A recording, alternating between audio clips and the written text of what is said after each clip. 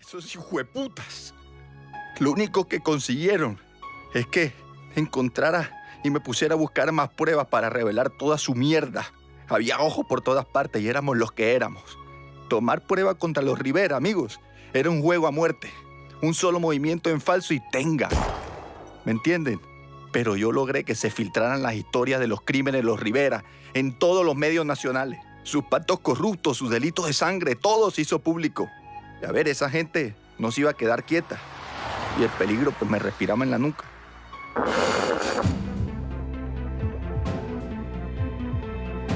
Si algo nos ha recordado la cita de tu vida es que hay que luchar por las causas justas, que a veces se logran, y también que a veces la realidad es tan indecente y rocambolesca que se entiende mejor desde la ficción que desde el periodismo o desde el relato frío de los hechos. Desde tiempos remotos, los primeros miembros de la familia humana comenzaron a vagar por la tierra, cruzaron desiertos, atravesaron bosques, subieron a las montañas y bajaron a sus valles. Por eso es tan valioso el trabajo que ha hecho el equipo de Mundo en Movimiento con esta obra que desgraciadamente no tiene nada de distopía ni de ficción. El inherente a la naturaleza humana desembarca hoy en España con La cita de tu vida.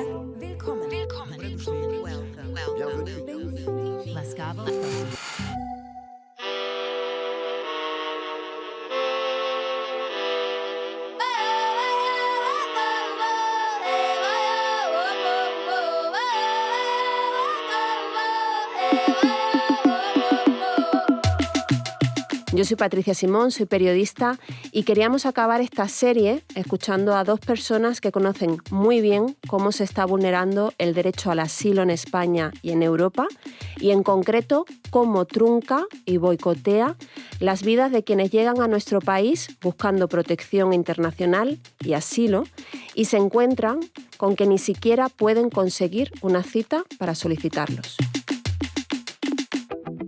Son Mamadou Simaka, defensor de los derechos humanos y cofundador del proyecto Balimaya, y Patuca Fernández Vicens, abogada especializada en infancia, en migraciones y refugio. Bienvenidos, bienvenidas. Muchas gracias. Hola, muchas gracias. Lo primero, ¿qué impresiones os ha despertado el podcast La cita de tu vida? Que en tu caso, además, Simaka, conoces bien el tema del asilo, pero es que además eres uno de los actores. ¿Cómo ha sido darle vida a Mamadou?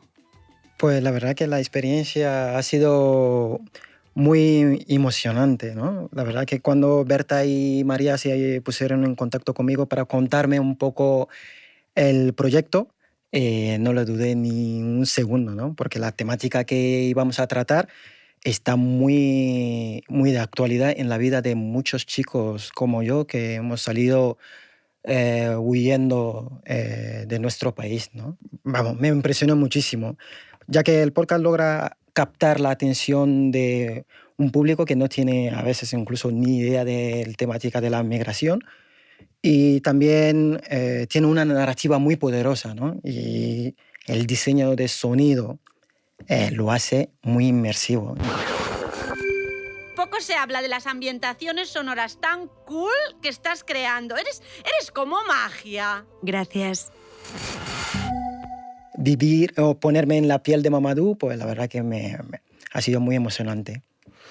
Y en tu caso, Patuca, tras más de 20 años acompañando a personas que ven cómo cuando llegan aquí, donde deberían de sentirse seguras y protegidas para comenzar una nueva vida, se encuentran con que hay un sistema que está realmente diseñado para convertir sus existencias en una gincana, no ya para conseguir en sí la protección, sino, como estamos viendo, incluso para conseguir esa cita. ¿Qué has sentido al escuchar casos que te sonarán muy familiares, pero contados como un reality de supervivencia? Porque además este concepto de gincana, de carrera de obstáculos, sí que lo hemos empleado muchas veces, ¿no?, para describir lo que es el proceso de búsqueda de refugio, pero en este caso además está contado con el lenguaje televisivo que la mayoría de la ciudadanía pues tiene de una forma muy familiarizada, ¿no? Yo creo que el podcast recrea de una manera muy fiel, ¿no?, aunque sea ficcionando, de qué manera la administración pública, la situación actual, juega y somete a las personas que quieren solicitar protección internacional, juega con sus deseos, juega con sus anhelos y ficciona de una manera muy importante aspectos difíciles de explicar, como es que la burocracia puede ser también una frontera, que la burocracia es extraordinariamente violenta.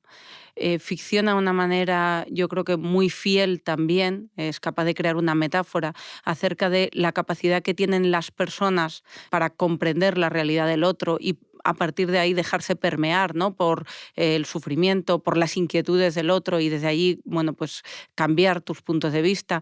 Y creo que una de las cosas que consigue el podcast es adentrarse en la realidad de las personas que migran, el saber que detrás de las personas que migran, bueno, pues hay una historia que no es solo una historia de sufrimiento, que también es una historia de supervivencia, que es una historia de, bueno, de lucha por los derechos. Yo creo que todo esto, bueno, pues son aciertos del podcast que además nos describe de una manera también muy importante, bueno, pues la capacidad, ¿no?, que tiene un sistema capitalista de corte neoliberal de hacernos desconectar del sufrimiento, pero también de intervenir la vida de las personas que se mueven. Qué importante esto que dices, ¿no?, de la burocracia como frontera y como violencia. Y qué difícil es explicarlo, como decíamos, ¿no?, desde el relato de los hechos o desde el periodismo, y qué bien contado en este podcast.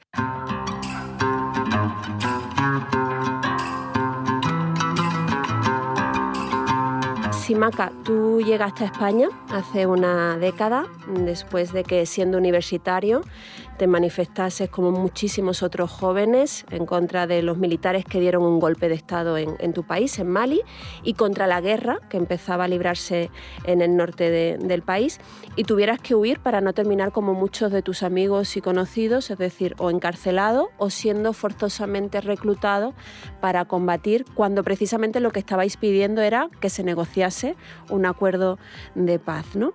¿Cómo fue en tu caso esa búsqueda de protección internacional, un derecho fundamental que debería de poder pedirse, por ejemplo, en las embajadas, ¿no?, es decir, que hubieses en Bamako, te hubieses acercado a la embajada española y haberlo solicitado, y que sin embargo, pues que tuviste que emprender todo un viaje y sortear muchos obstáculos para alcanzarlo?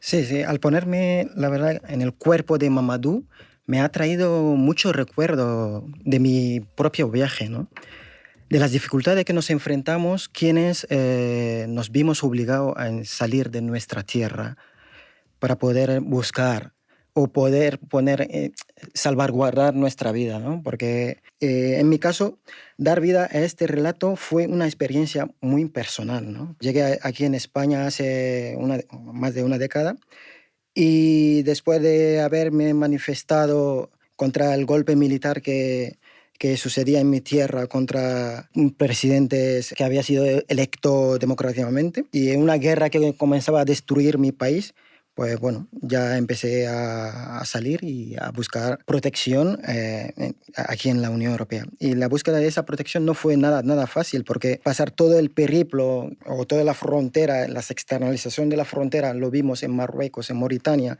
y cada vez más abajo. Una vez pasado todos esos obstáculos y llegar en Ceuta, solicitar protección internacional allí significaba en aquel entonces que no podías salir de allí hasta que la resolución de tu solicitud hubiera llegado, ¿no? Entonces de allí he pasado como más de 11 meses allí en la tierra de nadie, porque Ceuta es, para nosotros inmigrantes, es un cárcel dulce, ya que no puedes volver a saltar la valla para volver en tu tierra, tampoco puedes seguir adelante, ¿no? Y estás esperando hasta que la resolución llegue. Y para mí la solicitud de la cita ha sido una misión imposible, ya que después de 11 meses y 3 semanas esperando mi resolución, pues tuve que abandonar la solicitud de protección internacional para poder salir con una orden de expulsión, ¿no? Y luego me mandaron a Baena, y luego pues empezó todo el periplo de escondida, ¿no?, para que no te pillara la policía y ejecutar esa orden de devolución en tu tierra, ¿no? En estos momentos dejas atrás tu familia, tu hogar, tu tierra, y te ves enfrentado a un sistema que muchas veces no te entiende, ¿no? O lo que has vivido no lo puede entender, porque muchas veces tuve que explicar mi historia y demostrar esa historia, cómo pasó, reviviendo los miedos y el sufrimiento que has vivido, ¿no? Una y otra vez, ¿no? Entonces, pues, bueno, ha sido muy, muy difícil, ¿no? Precisamente de esa burocracia violenta, ¿no?, de la que hablaba Patuca, lo que explicas es cuando se te exige relatar las razones por las que has tenido que abandonar tu vida para buscar protección y se te obliga a repetirlo una y otra vez y muchas veces incluso dándote la sensación, ¿no?, que esto me lo han dicho muchas personas que he entrevistado, que lo que cuentan no es suficientemente dramático o importante como para que esté justificada tu vida y de alguna manera forzándote incluso a eso, a dramatizarlo, ¿no? Como si estuvieses en el reality de la cita de tu vida. Patuca, igual que la ley de extranjería, con la que también trabajas tantísimo, ¿no? Porque una de las cosas que queríamos dejar claro también en este diálogo es que no estamos jugando a esta división entre el derecho a migrar, ¿no?, y el derecho a la protección internacional y el asilo, ¿no?, sino que son dos derechos fundamentales y simplemente son trayectorias vitales distintas. Pues igual que en el caso de la ley de extranjería, el sistema de asilo está diseñado para que cuanta más gente quede desprotegida, mejor, ¿no? Es decir, es un sistema que concibe a la persona solicitante de asilo como sospechosa, como alguien que quiere aprovecharse del sistema y, por tanto, se le pone toda una serie de pruebas para ver si finalmente falla y no tiene que ser protegida. Perdone, ¿por qué está aquí? Porque estoy hasta las narices de que el Estado bloquee el asilo, que es un derecho humano. Ya está bien, hombre. Porque si la gente no puede solicitar asilo, no puede acceder a sus derechos fundamentales. Y porque estoy harta de que al Estado no le salga de los huevos cumplir su propia ley.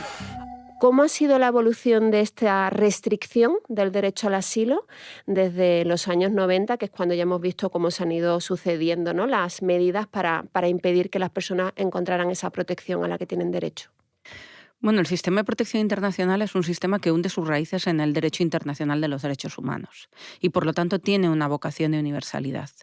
Lo cierto es que en el Estado español el derecho de asilo siempre ha estado muy restringido. ¿Por qué? Porque como no teníamos las gafas de la protección internacional puesta, pasaban muchísimas personas por nuestras fronteras a las que no identificábamos como personas en necesidad de protección internacional. Solo se otorgaba o accedían al sistema de protección internacional personas con un alto nivel de conciencia política, con una comprensión de lo que era la protección internacional. Ciudadanos colombianos que huían del conflicto colombiano muy politizados, ciudadanos y ciudadanas cubanas, algunas personas del África Occidental o personas perseguidas por razones LGTB o incluso personas del entorno de Rusia, personas georgianas, personas kazajas, que a lo mejor tenían una mayor conciencia de lo que era la protección internacional. Cuando el mundo se vuelve cada vez más inseguro, los movimientos migratorios están ya cada vez más determinados por situaciones de desplazamiento forzoso, España no se prepara para eso. A pesar de que en todos nuestros países del entorno, en todos los países del entorno, se veía de una manera palmaria cómo cada vez había más necesidades de protección internacional, España no se prepara para eso. Y no se prepara para eso consciente y voluntariamente porque además hay una lectura política de que las personas africanas negras no ameritan la protección internacional. Y esto es una frase que, con otras palabras, ya dijo Jorge Fernández Díaz, a la sazón ministro del Interior, en el año 2015, cuando inaugura los mal llamados puestos de asilo de las fronteras de Ceuta y Melilla. Voy a poner dos ejemplos. Uno, de la mano del testimonio de Mamadou Simaka, tiene que ver con las personas de Mali. Mali inicia una guerra en el año 2012, ¿no? Una guerra que tiene mucho que ver con la desestabilización provocada por la caída de Libia, por lo tanto, por la actuación del norte global. Y en el año 2012, 2013, 2014, 2015, 2016, 2017, 2018 llegan muchas personas malienses a nuestras costas. Llegan muchas personas malienses a Ceuta y Melilla, a las que no se les reconoce la protección internacional. Es a partir del año 2019 que España empieza a concebir y a ver a las personas malienses como susceptibles de estar en necesidad de protección internacional. ¿Por qué unas personas que tenían el mismo tiempo de guerra que la diáspora siria no se les veía como solicitantes de protección internacional? Aquí permítanme que haga la reflexión de que, desde luego, el eje racista es muy, muy relevante y muy, muy importante. Pero no solo es eso. En el año 2021 todos vimos con pavor la caída de Kabul. agosto del 2021. Pero lo cierto es que en la Comisión Interministerial de Asilo y Refugio del año de mayo del 2021 se estaba denegando la protección internacional a ciudadanos y ciudadanas afganas porque se decía que venían de lugares seguros. O sea, no es solo que no tengamos las gafas de la protección internacional puestas, sino que además no vemos las necesidades de protección internacional de aquellos perfiles que ya tenemos incluso identificados. La calidad del estudio de las solicitudes de protección internacional es muy pequeña. Tenemos una oficina de asilo que está radicada en la Dirección General de Política Interior, ahora mismo ya Subdirección General de Protección Internacional, ¿no? Dentro del Ministerio del Interior. A lo mejor hubiera sido adecuado radicarla en otra estructura administrativa que tuviera más conexión con exteriores y que tuviera más conexión efectivamente con los derechos humanos. Y ya para terminar esta reflexión, ha habido una voluntad política del Ministerio del Interior, de todos los ministros del Interior, desde el año 2011 hasta la actualidad, de no dotar adecuadamente de medios a la Oficina de Asilo, disuadiendo a las personas de solicitar protección internacional, porque todas las políticas de protección a las personas vulnerables en movilidad, víctimas de trata, infancia en movimiento y protección internacional están siempre sujetas al sacrosanto mantra de el efecto llamada. Si protegemos a las personas, vendrán más, olvidando que protegemos a las personas porque huyen de un efecto huida. Y esto es lo que nos ha llevado a que en España haya bajísimas tasas de identificación de personas tratadas, de mujeres sobre todo, pero de personas víctimas de trata, se haya sistematizado el maltrato a la población, a los niños, a las niñas que migran solos y se haya obviado la protección a las personas en necesidad de protección.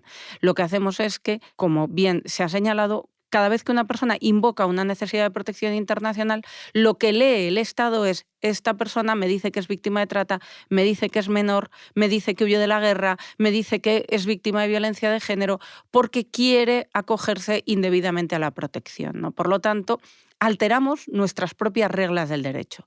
El Código Civil nos dice que se presume que los derechos se ejercen de buena fe.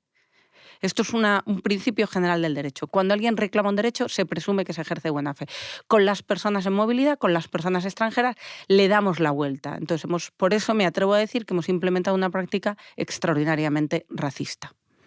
Extraordinariamente racista e hipócrita, porque cuando recordabas la reacción a la vuelta del régimen de los talibanes, ¿no?, a Afganistán, y esa supuesta solidaridad dentro de la Unión Europea, ¿no?, por el pueblo afgano, que de repente pues merecía toda nuestra atención, llevábamos encerrando a las personas de Afganistán por lo menos desde 2015, que empezó el éxodo, ¿no?, de esta región en las islas griegas, en condiciones absolutamente infrahumanas. Tanto es así que Médicos Sin Frontera ha documentado como 1/3 de los niños y niñas que están encerrados en estas cárceles islas tienen pensamientos suicidas e ideas suicidas porque no hay horizonte, y sin embargo 6 años después, de repente, hay cierta sensibilidad con el destino del pueblo afgano, ¿no?, que es esa hipocresía y cinismo que también atraviesa a las políticas de asilo.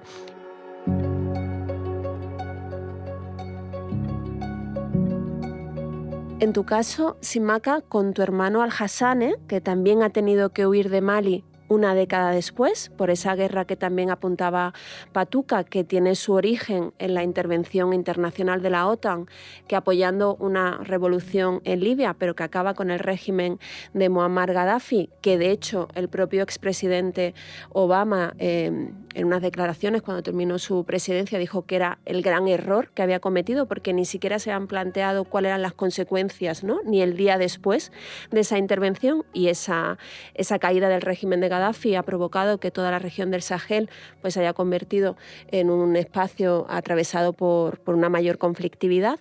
Tu hermano Al-Hassane es una de esas personas que tiene que huir también por la situación en el país, pero ya con otro contexto en el que hay nuevas problemáticas para solicitar asilo. ¿Cuál ha sido su caso y bueno, qué ha pasado con su decisión? Mi hermano, estaba estudiando. Desde que yo he llegado aquí, uno de mis objetivos era que todos mis hermanos puedan seguir los estudios fuera como fuera. Entonces, Nosotros íbamos en escuela pública, pero ya que lo público ya no funcionaba, entonces pues teniendo a unos hermanos fuera, pues podía poco a poco cada mes mandar para que fueran en una escuela privada, lo cual pudo terminar su bachillerato, incluso terminar una licenciatura. Y después de haber terminado todos los estudios, ya no había nada que hacer allí, entonces todos los días están en la calle. Y todos sus amigos se han alistado en las Fuerzas Armadas. De hecho, yo me fui en 2022 cuando me presentaba a sus amigos, me venían a saludar con un Kalashnikov, ¿no?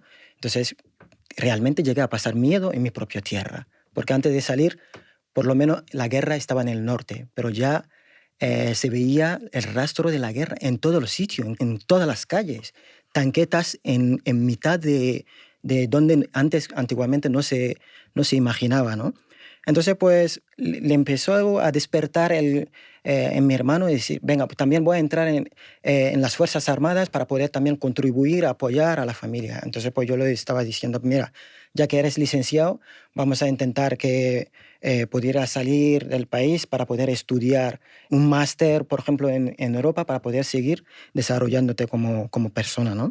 Y una de las problemáticas que le empujó a salir fue que las guerrillas que estaban en el barrio y que veían que mi hermano tenía mucha relación con las Fuerzas Armadas, ya eran como un blanco. A lo mejor es el chivato del barrio.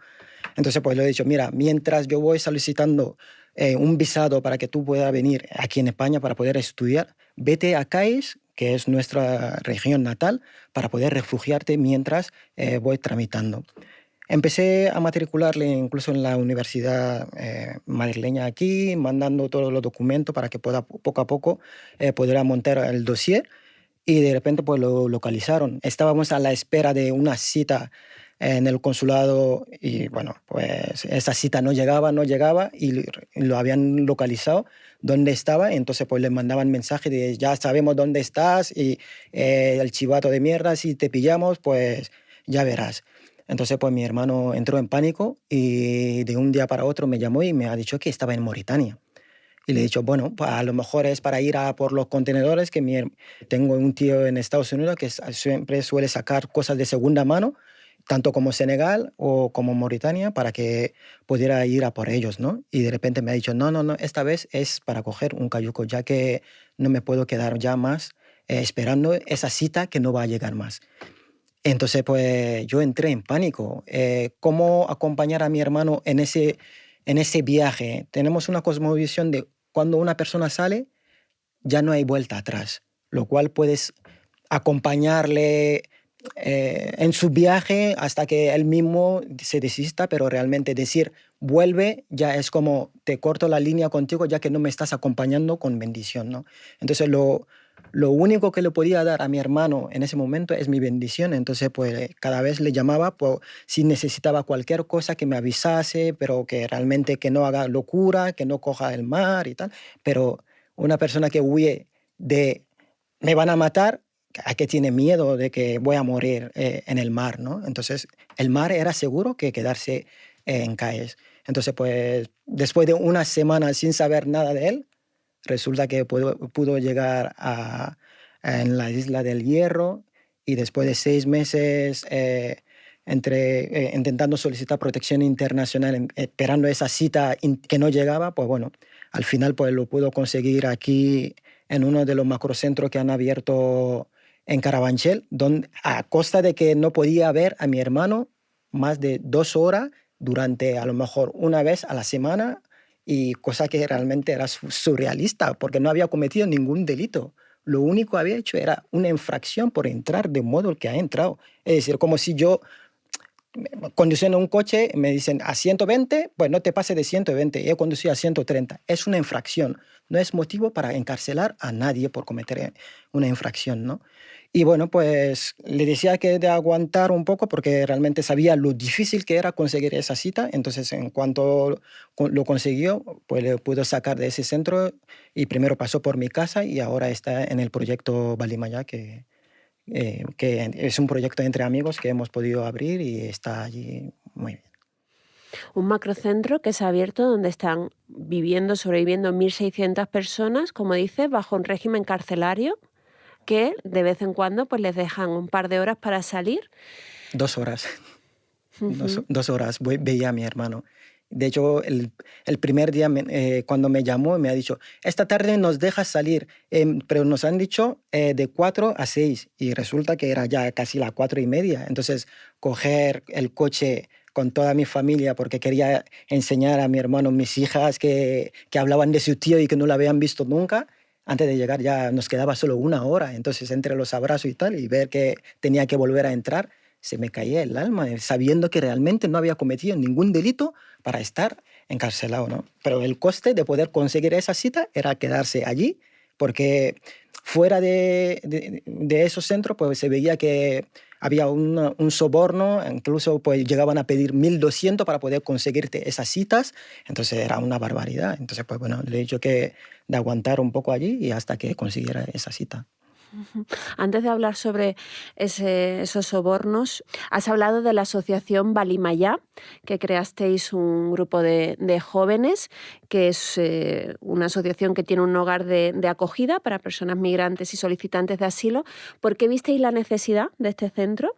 Cuando supuestamente, ¿no?, las instituciones, el gobierno deberían de brindar estos recursos. ¿Y qué es lo más importante que consideráis, ¿no?, después también de tener la experiencia de haber vivido ese proceso, qué es lo más importante que tenéis que ofrecer a las personas a las que acompañáis más allá de una casa? El proyecto Balimaya nació en 2017, tras la campaña de frío que golpeó aquí en Madrid y había muchísima gente, compañeros, amigos que dormían fuera. Y entonces pues siempre estábamos en esa cosa de qué podemos hacer, qué podemos hacer. Y bueno, pues y yo creo que sí hay una cosa que nos han enseñado las extrema derecha y que nos decían, acógelo en tu casa. Le he dicho, pero qué buena idea. Pues venga, ya que le estábamos acogiendo en nuestra casa, porque había muchas entidades que llevaban acogiendo en su casa, uno de ellos es San Carlos Borromeo. Entonces pues he dicho, nos están marcando el camino. Venga, también vamos a acoger en nuestra casa. Y después de acoger en nuestra casa, ¿qué podíamos hacer colectivamente? Porque la participación ciudadana era fundamental, ¿no? Entonces, pues llegamos todos los amigos a juntarnos y a ver cómo podíamos hacer. Y una de las necesidades que salía era encontrar en algún lugar donde poder acoger los 7 chavales que, bueno, que estaban repartidos en varias casas donde le podíamos acoger, ¿no? Y bueno, pues en la búsqueda, con tanta buena gente que teníamos en nuestro alrededor, hay una parroquia, creo que son de las Carmelitas, que nos ofrecieron un piso que estaban en Marqués de Vadillo. Y bueno, pues pudimos habilitar allí para acoger a esos chavales que estaban viviendo fuera. Y de allí empezó el proyecto. Entonces tuvimos que montar todo para poder seguir el proyecto. Pero el Balimaya realmente significa familia, familia de estas que tú eliges. Y lo más importante de Balimaya es esa hospitalidad que nos han marcado el camino, San Carlos Borromeo y muchas más entidades con las que colaboramos. Y de hecho, una de las voluntarias, abogada, es Patuca, en la que cada vez que tenemos algún problema legal, ya automáticamente estamos llamando a Patuca, tenemos una solicitud de protección interna, ¿qué hacemos? ¿No? Y nos va guiando un poco. Habrá que ver cómo es ese teléfono de Patuca, que no debe de dejar de sonar nunca, afortunadamente para todas las personas que tienen su número.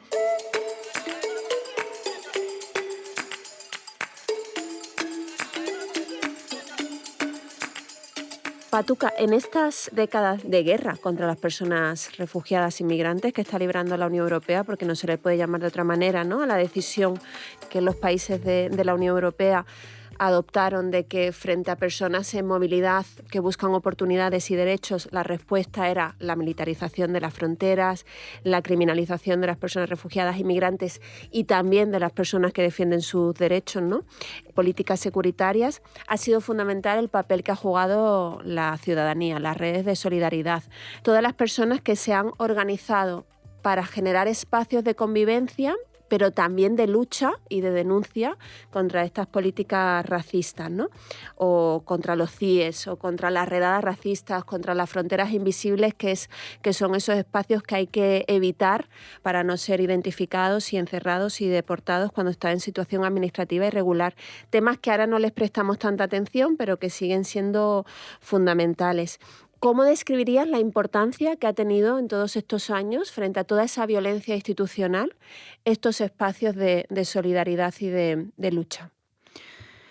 Bueno, yo creo que hay una realidad, ¿no?, que hemos descrito, que es que estamos viviendo una guerra contra las personas en movilidad, contra las personas migrantes, con una singularidad.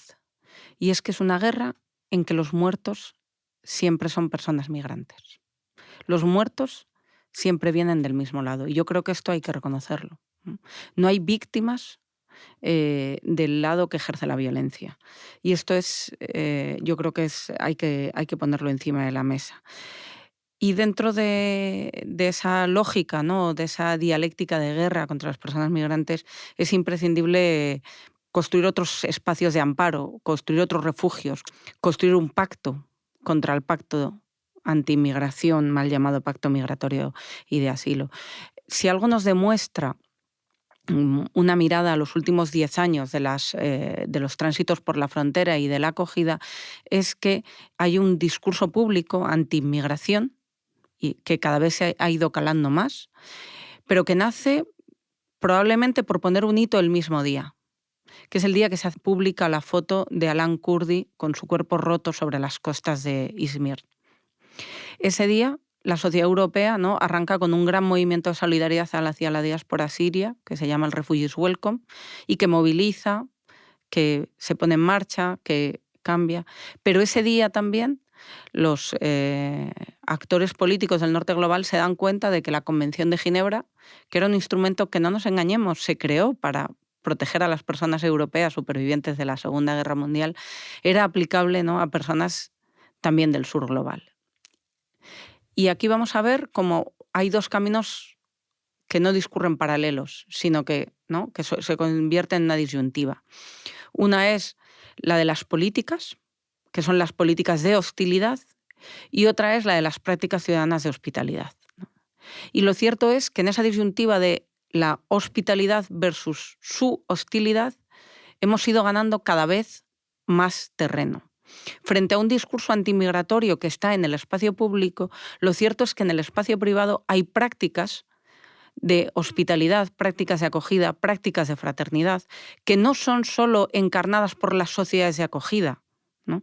Lo que hemos ido haciendo, ¿no?, las personas blancas europeas, es ir aprendiendo de las estrategias de resistencia de la comunidad en movimiento, ir incorporando esos saberes del sur global, identificar la clandestinidad como un valor que nos permite efectivamente la supervivencia, identificar la movilidad como un valor que es propiamente del territorio africano, aprender de los colectivos de madres buscadoras de la América latinoamericana para conseguir dignificar a los muertos en esta guerra, y eso lo hemos aprendido en las comunidades del sur global, ¿no? Entonces yo creo que la hospitalidad efectivamente es un valor, pero que es un valor que tiene mucho más que ver, y a mí esto me puede costar decirlo, con la teranga senegalesa que con la fraternidad europea. Absolutamente. ¿Y cómo ha sido ese proceso de convivencia y de hospitalidad y de crear esas familias escogidas? ¿Simaca? Pues la verdad que la cosa va fluyendo, y entonces pues nosotros sí que tenemos integrado nuestra visión de acompañamiento, acompañar a cada persona con su mochila. Y sabemos que cada mochila es distinto, porque muchas veces, ¿qué pasa con los macrocentros, ¿no? Y incluso cuando llegué aquí en España y que estaba viviendo en el CETI tenía la capacidad de unos 400 personas, ¿no? Pero había más de 500 y pico personas, y comparado ahora a los macrocentros ya no había nadie, ¿no? Entonces lo que hacían es juntar a un montón de negros juntos pensando que todos hablamos el mismo idioma. No. África son 54 países, se habla más de 1000 y pico idiomas, solo en Bamako casi 72 idiomas, y cada uno tenemos nuestra cultura y una cosmovisión muy, muy distinta, ¿no? Entonces acompañar a cada uno con esas peculiaridades que traen, ¿no? Y sabemos que el camino migratorio que hemos emprendido, me incluyo yo, para llegar aquí no ha sido fácil, ¿no? Entonces, estar muchas veces, y el hecho de que entras en Balimaya y no tienes esa presión de mañana mi tiempo se acaba, voy a salir y voy a estar en situación de calle, yo creo que eso da un paz a las personas que llegamos brutal, ¿no? Y el segundo es informar. Porque muchas veces, de hecho, mi hermano me decía, ¿no? El hecho de tenerte aquí, yo creo que de cada paso que iba a dar, sabiendo que eso es eso que iba a pasar, entonces pues me ha tranquilizado, ¿no? Y eso, para mí, ver que mi hermano no ha tenido que pasar todos esos obstáculos que, por ejemplo, yo en mi principio aquí buscaba como loco y nadie me respondía y no tenía respuesta en ningún lado, me asfixiaba, ¿no? Esa espera que no llega, ¿no? Esa incertidumbre y de qué iba a pasar conmigo, ¿no? Y bueno, en Balimaya pues, es acompañar en todos esos ámbitos y estando al lado, ya que quien tiene que caminar el camino y quien tiene que cargar es el propio chico. Nosotros estamos acompañando y estando y haciendo esa familia que tanto queremos.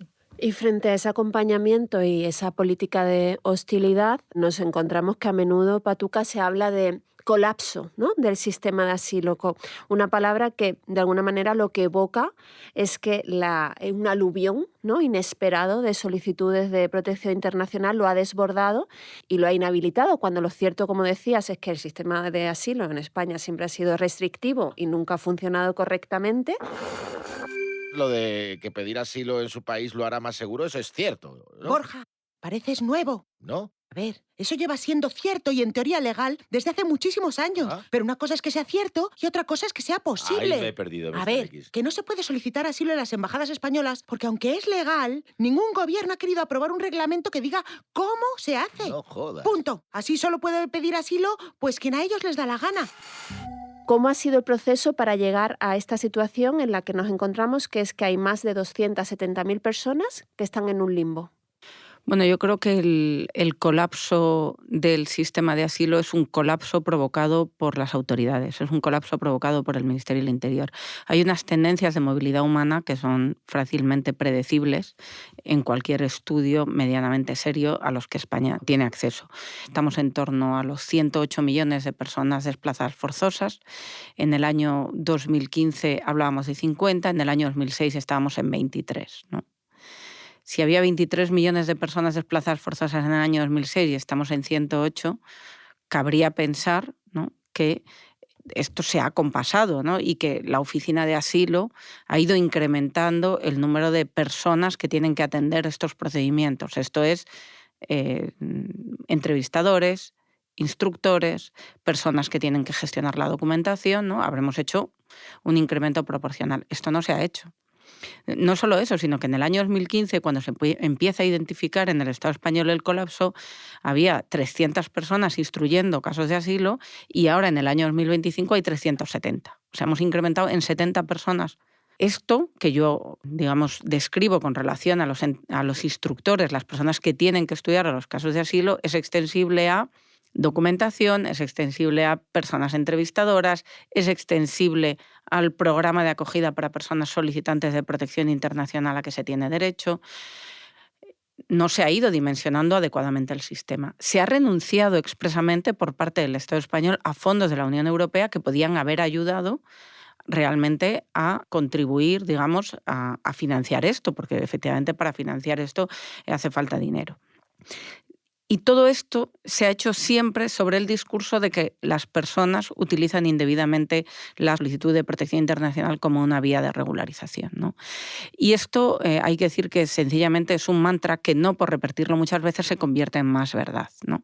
Como he dicho antes, el número de personas desplazadas forzosas no deja de incrementarse en todo el mundo, también entre las personas que llegan al Estado español. Lo que ocurre es que España tiene bajísimas tasas de reconocimiento de la protección internacional, incluso en perfiles demográficos idénticos a los que llegan a otros países, ¿no? Por lo tanto, dificultamos el acceso. A las personas que acceden no les reconocemos la condición de persona refugiada, y con ese argumento, con esos datos, construimos el argumento de que las personas hacen un uso indebido de la protección internacional. ¿Por qué las personas acaban acogiéndose al arraigo o a otros mecanismos de regularización? Porque no se les responden sus solicitudes de protección internacional. Porque yo el próximo día 28 de febrero acudiré a una segunda cita de entrevista de asilo, para una familia que llegó en el año 2019. Lleva desde el año 2019 esperando a que se estudie su caso de asilo. 6 años de solicitud de protección internacional. En este caso se trata de una familia que ha optado porque se le reconozca su derecho a la protección internacional como un mecanismo también de reivindicación política. Yo soy una persona refugiada. En cualquier otra familia hubiera desistido de este proceso y hubiera solicitado cualquier otro permiso de arraigo. ¿Porque no está en necesidad de protección internacional? Sí, pero es que usted está disuadiendo de que yo me acoja a ese proceso. Por lo tanto, no es verdad. Esto nos lleva a otro mantra, ¿no? Que es también mentira. Hemos hablado del efecto llamada, que es mentira. Hemos hablado de que las personas utilizan indebidamente la solicitud de protección internacional para regularizarse, que es mentira. Y hay un tercero que es mentira. Y es el de la existencia de una migración legal, ordenada y segura. No existen vías para una migración legal, ordenada y segura hacia el territorio español. No existen. Acabamos de aprobar todo un reglamento de la Ley de Extranjería que no contempla medidas para una migración legal, ordenada y segura. Acabamos de aprobar en el ámbito de la Unión Europea un pacto anti-inmigración, el llamado Pacto Europeo de Migración y Asilo, 9 reglamentos y una directiva, y solo hay una referencia al reasentamiento. Todos los demás textos, 10 textos legales, que no contienen referencias a una migración legal, ordenada y segura. Entonces, que no digan que las personas vienen en situación irregular y usan fraudulentamente los mecanismos de protección cuando las personas están en necesidad de protección y cuando además no tienen otra alternativa real y existente en el Estado español. Todo el discurso anti-inmigración se sostiene sobre mentiras, ¿no? Una de las mentiras más importantes es la mentira de las mafias, del tráfico de personas, ¿no? Si vemos, ¿no?, que a lo que responden las mafias siempre es al cierre de fronteras. Hay una ecuación que no falla. Mayor cierre de fronteras, mayor negocio para las mafias. ¿Quién cierra las fronteras? Los estados. ¿Quién fomenta las mafias? Los estados. Totalmente. De hecho, no poder solicitar asilo no solo impide, como estabas diciendo, ¿no?, que se ponga en marcha el proceso de reconocimiento de protección, sino que deja a las personas en una situación de desprotección, de indocumentación y, por tanto, más expuestas a otras violencias, como es ser encerradas en un centro de internamiento de personas extranjeras, la deportación, la explotación laboral, o lo que decías vinculado con las mafias, ¿no?, o la explotación, la trata con fines de explotación sexual, que políticamente se plantea como una de las grandes preocupaciones, ¿no?, y proteger a las supervivientes, cuando en la práctica sabemos que el que no haya vías para migrar seguras, ordenadas y normalizadas hace que las mujeres, en lugar de poder coger un avión y venir aquí, tengan que recurrir ya sea a las redes de tráfico o a las redes de trata, pero sobre todo que muchas de ellas, que no tienen que recurrir a ellas, es cuando llegan al Estado español, cuando llegan a Europa, cuando se encuentran con esta situación de desprotección y en situación administrativa irregular, que tienen que recurrir a las personas que conocen, y ahí es cuando muchas veces son atrapadas por esas redes de trata, ¿no? Con lo cual demuestra que esa preocupación supuestamente no lo es en absoluto. Todo eso para que veamos el nivel de cinismo que muchas veces atraviesan los relatos y los discursos políticos que no se corresponden luego con las prácticas, ¿no? Pero además de todo esto, ¿qué otras consecuencias tiene en la vida diaria de las personas que ven cerrado ese acceso? Bueno, pues yo creo que una de las principales, ¿no?, es que las personas devienen en situación irregular administrativa, ¿no? Las personas se ven abocadas a, pues comprar esas citas de asilo en procesos irregulares, con lo cual eso significa explotación económica.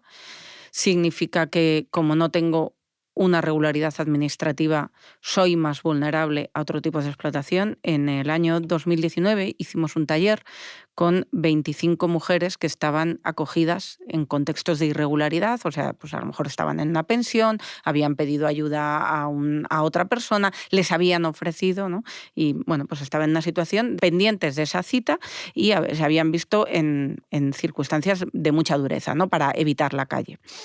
De esas 25 mujeres, 23 mujeres habían sufrido situaciones de acoso o agresión sexual en España como consecuencia de estar en situaciones de alojamiento precario o acogimiento irregular, ¿no? Por lo tanto, otra nueva forma de violencia. Hemos visto algo que es absolutamente indecente y que se sigue reproduciendo a día de hoy, ¿no? en la ciudad de Madrid, que es familias con niños viviendo en la calle, en la puerta de dispositivos públicos. Por lo tanto, estamos hablando de niños y niñas que tienen que reconstruir el difícil puzzle de su vida de haber salido de un país, llegado a otro, en una decisión que no han tomado ellos, que no han tomado sus progenitores, verse viviendo en la calle, ¿no? Con esos padres viendo fracasado su proyecto vital. Una de las cosas que a mí más me impresionó cuando hicimos la primera acogida así más de personas solicitantes de protección internacional, el 20 de noviembre del año 2018, Día Internacional de los Derechos del Niño, eran unas familias que llevaban una semana durmiendo en la puerta del SAMUR social, les acogimos de urgencia en la parroquia y cuando hicimos la primera asamblea con ellos, le preguntamos, ¿qué es lo más importante para vosotros ahora? Estamos hablando de personas con niños muy pequeños, mujeres embarazadas, algunos con hijos con discapacidad, y les preguntas, ¿qué es lo más importante para ti? Y lo que nos dijeron es la escuela de nuestros hijos e hijas. ¿Desde dónde llamas? Estamos de vuelta en la parroquia. Mamá dice que tenemos que quedarnos aquí un tiempo y luego ya sabremos a dónde ir. Claro, que os recogieron al salir del programa y os llevaron rapidito para allí, ¿vale? ¿Y cómo estáis tu madre, tus hermanos y tú? Yo bien, pero me ahorro. Claro, bueno, me alegro. Bien todos, bien. Mamá tiene mucha fe en que nos vamos a quedar a vivir en España. Ojalá, y está... Todas esas cuestiones muy, muy básicas se desarticulan porque no garantizas el acceso a una cita. Luego ya podemos hablar de cómo no tengo documentación, no puedo trabajar, ¿verdad? Y por lo tanto recaigo en la explotación laboral, tengo dificultades de acceso al padrón, tengo que pagar por un padrón. Al final, esto se convierte en la muerte civil de una persona. Es una persona a la que le ves privada de todos los derechos. Con total impunidad, además, porque nadie de quien hizo toda esta dejación de funciones, por ejemplo, en el caso del SAMUR social, de dejar a familias con los niños y niñas en la calle, ha tenido que rendir cuentas en ningún caso. No solo con total impunidad, sino con absoluta jactancia por parte de los poderes públicos. Al final, lo que hemos conseguido es que la responsabilidad sobre los niños y niñas se convierta en una mera competencia. La responsabilidad sobre las personas vulnerables, entonces, los ayuntamientos, porque esto hablamos del Ayuntamiento de Madrid, pero este modelo se ha reproducido en Sevilla, se ha reproducido en prácticamente todas las localidades. Lo que te dice, no, esto es competencia del Ministerio. Y el Ministerio te dice, no, la primera acogida es competencia de... ¿Qué es lo que uno aprende? Que son todos incompetentes. Aposta, además. Habéis comentado el problema que hay el problema que se ha generado con esta falta de citas para solicitar asilo, con cómo se han creado redes para adquirirlas todas y luego venderlas, ¿no? Y cómo se están pidiendo desde cientos de euros hasta miles de euros, dependiendo de la premura, de la persona que intenta acceder a ella y demás. Redes ilegales que están haciendo negocio con estas citas, que algunas de las que se han desarticulado se ha visto que había desde abogados y abogadas implicados, cientos en algunos casos, miembros de las fuerzas y cuerpos de seguridad del Estado y otros agentes. ¿Qué sabemos de este negocio que se ha montado en torno a las citas de asilo y que no se ha frenado porque no se quiere? Quiero decir, porque esto es una aplicación informática y telefónica. Según lo que me llega de los chicos que realmente estaban en la necesidad y que estaban buscando las citas, es que tienen un teléfono para poder llamar, para poder pedir cita. Entonces ese teléfono, como no hay Dios quien consiga una cita a través de ello, pues intentan entrar en Wallapop o lo que sea para poder buscar a alguien que le pueda vender una cita. Y resulta que muchas de las veces esas personas cuando contactan con ellos, ni siquiera están en España a veces. Entonces era como una red hiper mega turbia, ¿no? Y te decían, yo estoy por Cuba o estoy por... no lo sé. Entonces, pues bueno, yo creo que es, como Patuca lo decía, es un caos que realmente viene de muy arriba del Estado, porque si se quiere poner freno a esto, se puede. Ya hemos visto el ejemplo claro de cuando más de 37.000 ucranianos se plantaron aquí de un día para otro. Y no hemos visto este colapso en ningún sitio. De hecho, de un día para otro ya tenían su cita de empadronamiento y pasaba de una mesa a otra para tener el resguardo de solicitud de protección internacional y ya directamente a poder tener su autorización de trabajo y ya están incorporados en el mercado laboral y están viviendo en pisos en la que realmente no sabemos si son españoles o ucranianos. Es que no ha habido esa diferenciación, pero mientras se trate de personas que vienen del sur global y que son sobre todo pobres, pues ya hemos visto que bueno, el gobierno apuesta para abrir macrocentros de casi 1.600 personas y luego que no haya conflicto en esos centros. Entonces, pues bueno. Yo creo que una de las cosas que nos demuestra la falta de investigación de todo este entramado, ¿no?, en torno a las citas es que no hay una voluntad real por parte de los estados realmente de identificar, ¿no?, quién está detrás de este tipo de actuaciones. No nos olvidemos que el tráfico y la trata de personas, y por tráfico entiendo por todas las vulneraciones de los derechos de las personas en movilidad, no funciona sin funcionariado. Esto es algo que tenemos que ser muy conscientes. A veces salen en los medios de comunicación noticias de articulada una banda que traficaba con personas o que explotaba, y cuando uno lee más allá del titular de la noticia y lee el cuerpo, ve que la mayor parte de las personas detenidas son 17 trabajadores en situación irregular. Se da siempre la circunstancia de que cuando hablamos de operaciones que tienen como finalidad, ¿no?, perseguir los delitos en que las personas migrantes son víctimas, los detenidos son las propias víctimas. Algo que no ocurre en el resto de los delitos. Es verdad que uno o dos son detenidos por la comisión de un delito y el otro por estar en situación irregular. Pero lo cierto es que al final las personas detenidas y lo que infla las estadísticas son las víctimas. No son nunca los autores del delito. Y luego nunca se traduce realmente en una exigencia de responsabilidad penal seria a las personas sobre las que existen indicios de haber cometido estos delitos. Claro, lo más palmario en esto es cuando hablamos de las personas detenidas acusadas de ser patrón, ¿no?, o capitán de la embarcación. Estamos llenando la cárcel de Juan Grande en Las Palmas de Gran Canaria de pescadores pobres. Pero las personas que eventualmente se enriquecen de ese tráfico, donde no nos olvidemos, los migrantes son la víctima del delito, contra eso nunca se persigue. Nunca se persigue el flujo económico. La perspectiva financiera de todos estos delitos que atañen a la movilidad humana nunca se persiguen. ¿Por qué no se persiguen? Porque si persiste hoy en día la irregularidad migratoria, es porque la irregularidad migratoria genera dinero. Estamos en un mundo capitalista de corte neoliberal. Si las cosas permanecen es porque es posible rentabilizarlas económicamente. Y hoy en día es posible rentabilizar económicamente a una persona migrada hasta el infinito. Desde que pone el pie en el pueblo siguiente al que ha salido, hasta su tránsito irregular por las fronteras exteriores de la Unión Europea, hasta su ingreso en los centros de acogida. Nos ha puesto clarísimamente el ejemplo Simaca con Al-Hassan, ¿no?, que es que estamos hablando de una persona encarcelada.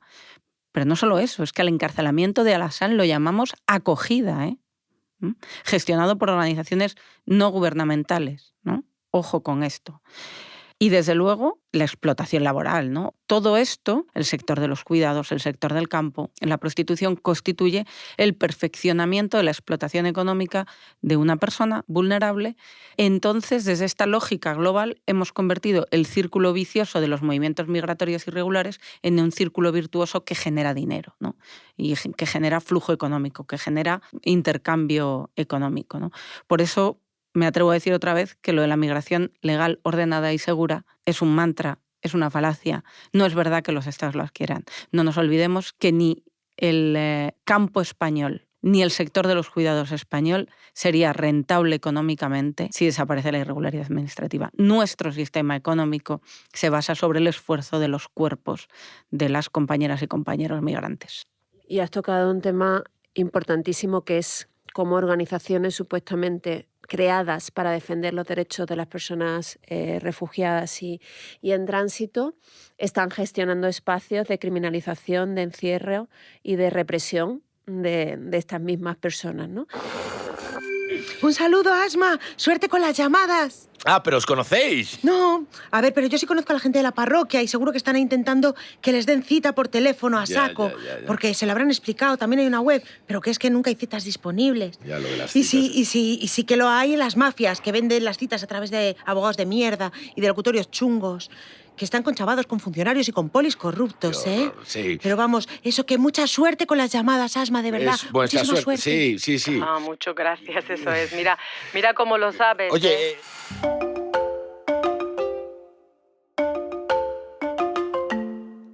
Simaca, ¿qué has visto en tu experiencia sobre cómo gestionan este tipo de organizaciones en general?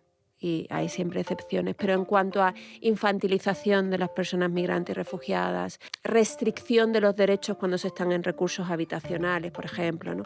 De ese racismo que también nos atraviesa, ¿no? Desde las organizaciones sociales, disfrazadas a veces de eufemismos o de palabras que efectivamente, por ejemplo, plantean acogida cuando lo que se está haciendo es encierro. Yo suelo coger el ejemplo de un libro que es el antropólogo inocente, ¿no? Que cuando llegó en ese pueblo perdido de Camerún, su bienvenida fue entregarle un gallo vivo. Y que cuando llegue una persona que muchas veces, después de haber vivido todo el periplo para poder llegar aquí, y que su primer toma de contacto es que la policía le reciba, ¿no? Y que le acoja la policía, ¿no? En mi propio caso fue que cuando llegué automáticamente pasé 24 horas encerrado en el cárcel de Ceuta. De verdad que no sabía por qué el motivo estaba ahí encerrado. Solo que me ha dicho, coge un colchón y ponte aquí. Y bueno, pues me han encerrado, ¿no? Y hasta entregarme un documento que me autorizaba a entrar en el SETI, pasé ese tiempo allí, ¿no? Entonces yo me decía... no me entregaron un gallo vivo, que sería lo más curioso, y ¿para qué voy a hacer con el gallo? Pero, ¿qué he hecho para merecer que me encerrase, ¿no? ¿Qué delito he hecho? Y muchas veces nos preguntan mucho nuestras historias, pero tampoco son capaces de entenderlo, ¿no? Entonces, lo único que me habían enseñado mis padres en aquel entonces es manejarme con un boli, hacer todo lo posible para no pisar esas cárceles, y de repente... de un día para otro, cuando llegaba tenía 23 añitos, entonces decir que ya estoy en una cárcel por venir como he venido, entonces pues no había intérprete tampoco que me explicara, sino que realmente el contexto que me acompañaba realmente estaba como muy desorientado, muy desubicado, ¿no? Y bueno, pues luego te mandan en un centro en la que realmente, bueno, sabes que el día que entras en esos centros, pero tampoco sabes el día que sales de ese centro, tampoco, porque hay mucha falta de información y yo, según lo poco que experiencia que tengo en el campo y con la que realmente los chicos se quejan, es que la nutrición en esos centros, las dietas, es un punto de conflicto brutal, ¿no? Es decir, África es rico en todas las especies que tiene, ¿no? Entonces, cuando vienes en España, te dan unas lentejas en la que eran... Al principio odiaba yo las lentejas, pensando que la lenteja es una sopa con granos dentro. Pero resulta que una buena lenteja, como te dice la abuela, te la comes y no veas, ¿no? Y ante toda esta situación que hemos descrito, que habéis descrito también, el Ministerio de Interior de Fernando Grande Marlaska pues, ya ha anunciado el desarrollo de una nueva ley de asilo, más restrictiva aún, que supuestamente acortaría los plazos a cambio de aumentar los recursos para deportar a las personas que fueran rechazadas por este proceso y que emplearían métodos para disuadir, porque supuestamente hay un efecto llamada, ¿no? Como decías, Patuca. Y al mismo tiempo también hemos visto que el nuevo reglamento de extranjería penaliza a los solicitantes de asilo, entre otras medidas, impidiendo que ese periodo que pasan las personas mientras se gestiona su solicitud de asilo se tramita. Si son rechazadas, pues no contaría, ¿no? Para solicitar el arraigo una vez que se quedan en situación administrativa irregular. ¿Qué podemos esperar ante este nuevo intento de socavar el derecho al asilo y cada vez dificultarlo más? Yo creo que lo que estamos haciendo con los solicitantes de asilo, con las personas migrantes en general, pero con los solicitantes de asilo, no solo es profundamente injusto, sino que es profundamente inmoral y además tengo la certeza de que deteriora extraordinariamente nuestro Estado de Derecho, rebaja nuestra calidad democrática. ¿Y por qué digo esto? Has señalado esa previsión del reglamento de extranjería que entra en vigor en mayo, donde no se considera tiempo para el arraigo el tiempo que tú has permanecido como solicitante de protección internacional, estudiando, trabajando, aportando a la sociedad española. Hemos vaciado de contenido la palabra arraigo, la palabra vínculo, ¿no?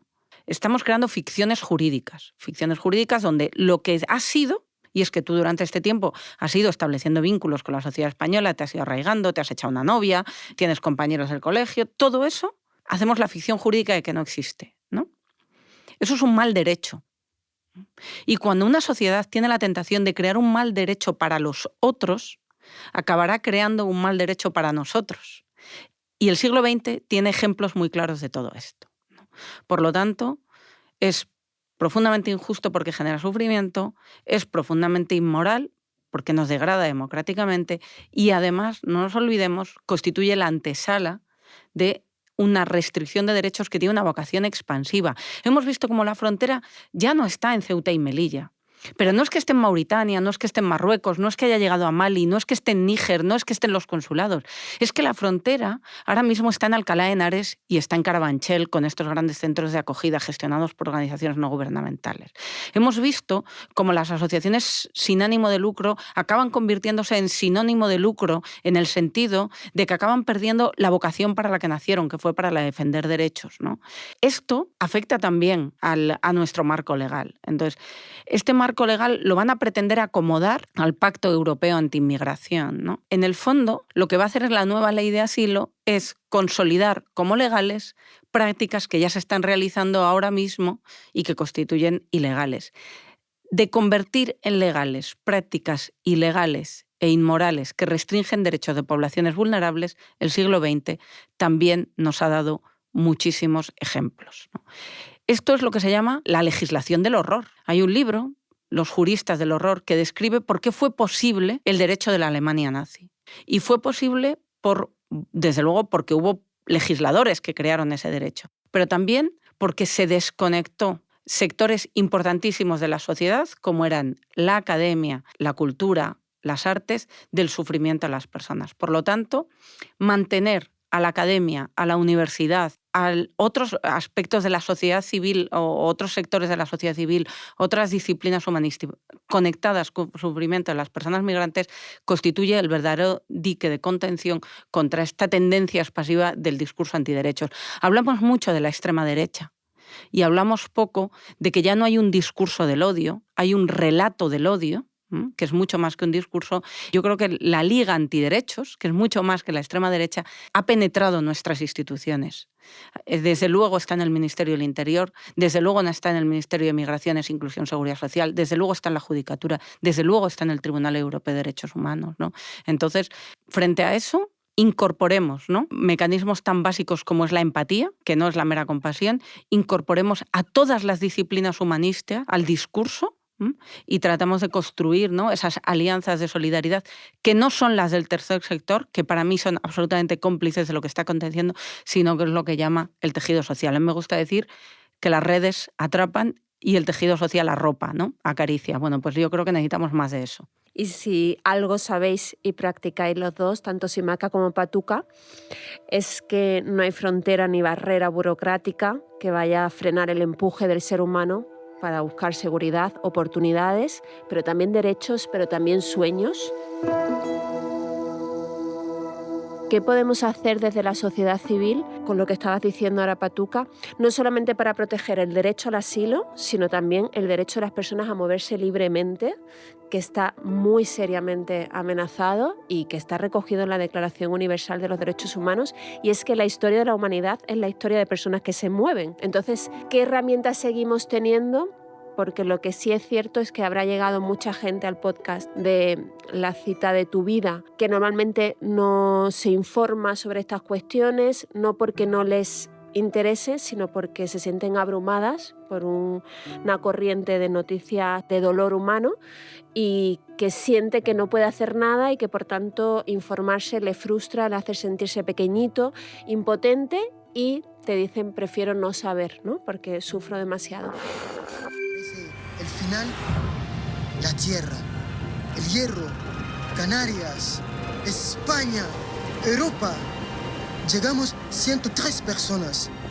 No puedo hacer nada para mantener la vida de 24 personas, ¿eh? Mueren en el viaje. Y cuando llegamos, nos llevan a la policía. No es mi plan favorito. Au revoir, police. Hola, police. ¿Qué herramientas tenemos realmente para que no se desligue todos estos sectores de la sociedad del sufrimiento humano, como decía Patuca, y blindemos estos derechos y los ampliemos? No olvidemos de tratar a todos los seres humanos con dignidad y sobre todo con humanidad, ¿no? Porque muchas veces yo creo que de ver tanto los medios diciendo que nos invaden y con todos esos discursos racistas, al final pues lo que crea no solo las barreras físicas de Ceuta y Melilla y el cuartel de Carabanchel, sino que unas fronteras mentales, ¿no?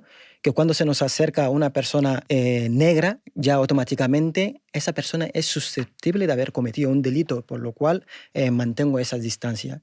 Entonces, el primer toma de contacto sería derrumbar esas barreras, porque si hay algo que este podcast nos ha enseñado es que esa persona está rica, su mochila está llena de valores, de cultura, de vivencias y yo creo que al acercarnos pues, nos puede transformar, ¿no? Yo no me quedo solo en la interculturalidad, porque muchas veces esas culturas pueden existir y pueden aceptar los códigos, pero realmente no me transforma, ¿no?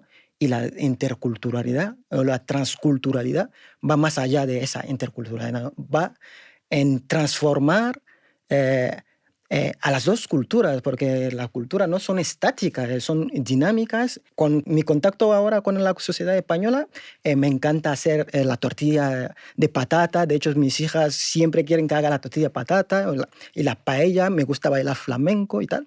Y a mis chicas también les gusta la cheque de Costa de Marfil, los platos típicos de Mali. Y no solo los valores que están en la punta del iceberg, ¿no?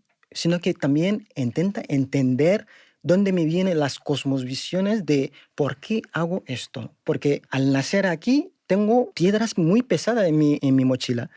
Y luego el intentar entender que muchas veces el respeto del otro no es compartir todo, ¿no? Yo te respeto aunque no comparta el fondo y que debatiendo pues podemos llegar a un buen entendimiento. Muchas veces hay gente por la calle como vete en tu país, depende del contexto, me paro, intento dialogar con la persona. Pero si veo que realmente ese día tengo menos prisa, pues puedo charlar con él, ¿no? Y decir, mira, pues, ¿qué sabe de mi país, no? Y de repente hablando ves que muchas veces repite, o los chavales cuando vas en los institutos, repite lo que escuchan en su casa, pero realmente no tienen ningún fundamento para poder defender ese odio vacío que a veces, incluso que yo creo que es pesado para vivir con tanto odio, ¿no? Entonces, bueno, intentar derrumbar poco a poco esos muros, acercarnos al otro, no verle como una amenaza. Y el perfilamiento racial, porque muchas veces voy con mis amigos blancos y de repente pues, el policía me ve, parece que está escrito en mi cara negra, ha cometido un delito, ¿no? Entonces me están pidiendo la documentación. Ahora tengo la nacionalidad española, cuando lo saco y me dice, sí, y además es español, sí. Y de Cataluña, le digo, soy de Sabadell y se quedan como de cuadro, ¿no? ya la sociedad española es diversa, es blanco, es Lamine Yamal, es Mamadou Simaka, es mucho más que... Es mucho más rica. Mucho más rica. Y es una suerte. Que lo que nos quieren plantear, ¿no? Que es más homogénea, ¿no? Que yo creo que es algo que tenemos que reivindicar y alegrarnos públicamente más, ¿no? De qué suerte que vivimos en una sociedad diversa y muchísimo más rica que la que era hace 30 o 40 años, y muchas veces lo contamos desde la problemática en lugar de la reivindicación de la suerte que es, ¿no? Igual que escuchando, ¿no? Qué importante que dejemos de contar la defensa de los derechos humanos y el activismo desde el sufrimiento, desde la entrega, ¿no? Como un sacrificio, cuando tiene que ver mucho con el sentirse arropados, con el trabar relaciones enriquecedoras, con el disfrute, con el goce, con el compartir, ¿no? En ese sentido, Patuca, de todas las lecciones que habéis aprendido en las diversas luchas en las que estás implicada, ¿cuáles crees que podrían enganchar más a otras personas para que se interesen por estos temas, pero sobre todo para que sientan que pueden hacer algo? Bueno, mi experiencia de militancia, que es un aprendizaje, viene de las personas mayores, quiero decir, ¿no? Qué importante es el que porque fueron somos, ¿no? Entonces, para mí la experiencia de militancia es una experiencia rica en experiencias, en está lleno de actividad con otras personas. Entonces, yo creo que tiene mucho que ver con construir espacios espacios de acogida, pero no porque tú vayas a acoger, sino porque tú vas a ser acogido. Yo llego a una comunidad, que es la comunidad San Carlos Borromeo, donde yo soy acogida. Tengo una serie de capacidades, pero también tengo muchas limitaciones, ¿no? Y allí tengo la oportunidad de aprender de las madres contra la droga que se puede vivir sin miedo. Tengo la oportunidad de aprender de otros abogados y abogadas mayores que yo, con más experiencia, que el derecho puede ser una herramienta para estirar la ley hasta acercarla a la justicia. Tengo la oportunidad de aprender de los chavales que están presos, ¿no? Que no hace falta permiso para vivir, ¿no? Tengo la oportunidad de aprender de las personas en movilidad, de las personas migrantes, que hay algo que es una brújula moral, que es el mantener el vínculo con la familia y mantener la memoria, ¿no? Tengo la oportunidad de aprender de las madres que han enterrado a sus hijos en la frontera, que el dolor se puede transformar en justicia, ¿no? Todo eso es un aprendizaje que uno se lleva. Entonces, yo lo que le animaría a las personas que se enfrentan a la realidad de la migración, ¿no? Como desde ese discurso antiderechos, desde esa sensación, ¿no? Es que es muy importante aprender a identificar el enemigo. El enemigo nunca es ni mi vecino ni mi vecina. ¿Quién es el que me está dificultando la vida? Y desde esos códigos, ¿no? Acompañar, abrazar, resistir y tratar de cambiar las cosas. Somos privilegiados en muchísimas cosas, ¿no? Somos privilegiados en una serie de experiencias que nos han constituido como hoy somos. Algunas de ellas son experiencias positivas, pues a lo mejor hemos tenido una infancia positiva, otras son experiencias de resiliencia, han nacido el sufrimiento, pero nos han enseñado. Poner eso en común permite generar efectivamente una caja de herramientas, ¿no? El que permite que los derechos humanos sean efectivamente una realidad. Esto es lo que en Euskadi es el auzolán, el vamos a poner en común, no vamos a trabajar, ¿no? Dedicamos un rato de nuestra existencia a poner todos en común para mejorar los caminos por los que transitamos, mejorar la casa común en la que disfrutamos. Qué importante la incorporación, ¿no? De la ecología a toda esta lectura, ¿no? Pues yo creo que desde ese concepto del auzolán, pues hay un libro de un griego, Theodor Kalifátides, ¿no? Que es Un nuevo país al otro lado de mi ventana, que describe, ¿no? Que parte de una reflexión que es cuando él va transitando por un país del norte global en el que vive desde su juventud, del que él se tuvo que exiliar cuando la dictadura de los coroneles, ¿no? Desde Suecia, y cuando alguien le dice vete a tu país, ¿no? Para que veamos que en Suecia el vete a tu país se le dice a las personas del Mediterráneo, ¿no? A una persona griega europea, vete a tu país. Y a partir de ahí inicia un discurso. Yo animo a las personas que nos escuchan, a las personas que se ven abrumadas, a que se coloquen en esa situación de ir un día transitando por la calle de un país europeo y que le digan vete a tu país. Porque aunque tú no lo creas, tú también puedes llegar a ser surglobal. Pues muchísimas gracias Mamadou Simaka, muchísimas gracias Patuca Fernández y a todo el equipo de Mundo en Movimiento por darnos este impulso con el podcast La cita de tu vida para seguir trabajando por los derechos humanos, por el mestizaje, por la hospitalidad y por este mundo que nos ha tocado vivir y que pese a todo es el mejor que hemos tenido. Y eso es importante recordarlo porque ha sido gracias a las luchas de gente como Simaca y como Patuca y muchísimas otras que en su movilización, que en su lucha durante siglos, pues han conseguido que los seres humanos tengamos más derechos y aspiramos a que cada vez sean más quienes tenemos los mismos derechos. Así que en un mundo en movimiento, a moverse y muchísimas gracias.